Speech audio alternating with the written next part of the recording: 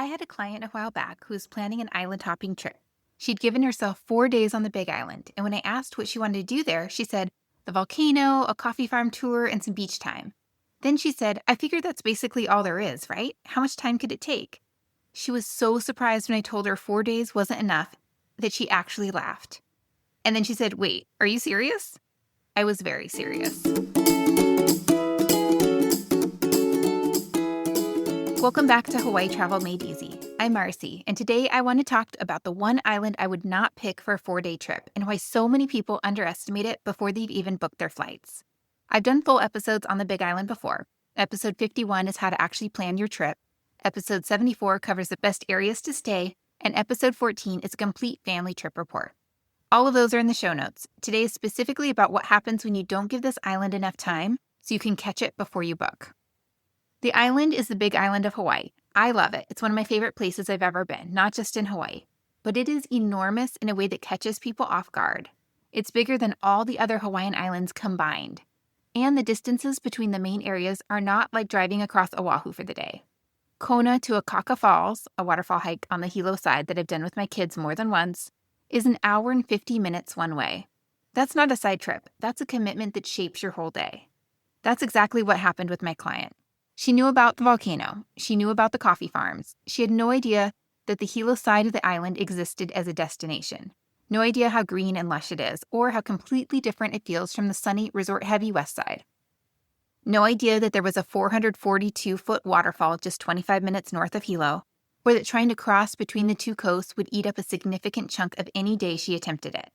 When I walked her through everything she'd been planning to skip, she went quiet, and then she said, okay, what do we do? We moved one of her Maui days over to the Big Island. She ended up with 5 days on the Big Island, and she still felt like she moved faster than she wanted. The national park is where almost everyone is headed, and absolutely should be. It's one of the most remarkable places on the planet. You need a full day there, and 2 is better if you want to do the lava tube, the Crater Rim Drive, and the Chain of Craters Road all the way down to the coast. The Hilo side itself is a completely different world. The farmers market, the botanical gardens, the drive up the Hamakua Coast where there are fruit stands and rainbow eucalyptus trees that look like someone went at them with a spray paint can. Akaka Falls is up there, a 442-foot waterfall on a 0.4-mile paved loop that feels like walking through a movie set. My 5-year-old did it without a single complaint. My 10-year-old tried to race me on the path. I'm not going to tell you who won. Kona and Waikoloa are where most of the resorts are, and it's part of the island people tend to write off as just the resort strip. My family spent a lot of time on the west side. Here's what's actually there. My youngest swam with dolphins at the Hilton Waikoloa Village when he was 5. He still talks about it. The program is run by a company called Dolphin Quest. They're separate from the Hilton, so you don't have to be a hotel guest to book it. It's worth looking into and making your own call on. One of our all-time favorite things to do on the Big Island is the ATVs at Aloha Adventure Farms, which is about 10 minutes from Kona Town. You ride through the jungle, and they stop at 4 different Polynesian village stations along the way. You're doing things like spear throwing and poi tasting, not just driving through scenery. They have UTVs too, with a guide driving, for kids 5 and up, or anyone who'd rather not be behind the wheel themselves. It works for families, couples, groups with a mix of ages. We've done it with kids, and I do it again without them. And for the last meal on the island, or the last afternoon before a flight, Lava Lava Beach Club up in Waikoloa is where I want to be. You're right on the beach, the food is really good, and there are lawn games out front, so you can just settle in for a couple of hours without feeling like you need to be anywhere. It's the kind of send-off that makes you want to come back. Add in the manta ray dives at night, snorkeling at Two-Step, the coffee farms, the west side fills days without trying. When you put all of that together, the national park, the Hilo side, the west side, 7 days is what I recommend. That's the version where you're not making painful choices about what to cut. You can spend real time at the volcano, actually stop on the Hamakua Coast instead of just driving past it, get your kid in the water with dolphins, and still have a day somewhere in there where nobody has to be anywhere by a certain time. You'll also need a rental car for all of this. The Big Island doesn't have meaningful public transit for tourists, and there aren't many rideshare options outside of the airport area. I always book through Discount Hawaii Car Rental. They're a broker, so they compare rates across multiple companies, and I've consistently gotten better deals through them than booking directly. My link is at hawaiitravelwithkids.com under Hawaii Resources, which is where I keep all my trusted resources in one place.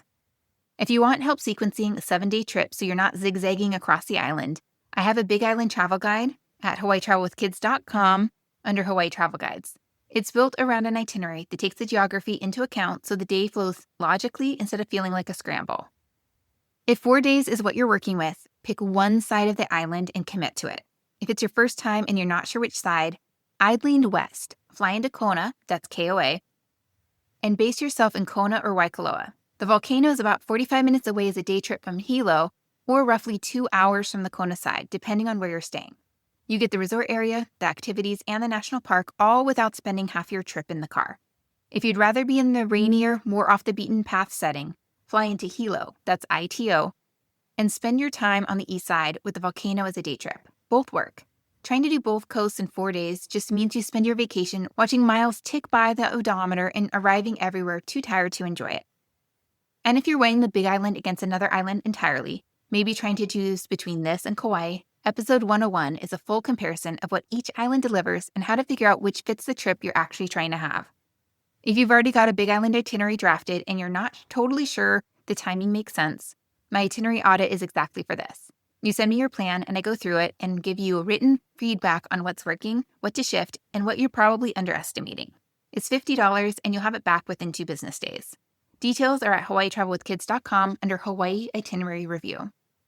The Big Island rewards the people who show up with enough time to actually be there. Go back and listen to episodes 14, 51, 74, and 101 for more, if you're in full planning mode. The Big Island Travel Guide is at hawaiitravelwithkids.com under Hawaii Travel Guides. All my resources are at the Hawaii Resources tab on hawaiitravelwithkids.com. And if you want to plan your trip with me directly, you can book a consultation at hawaiitravelwithkids.com under Hawaii Travel Consultant. Thanks so much for being here. See you Wednesday. Aloha.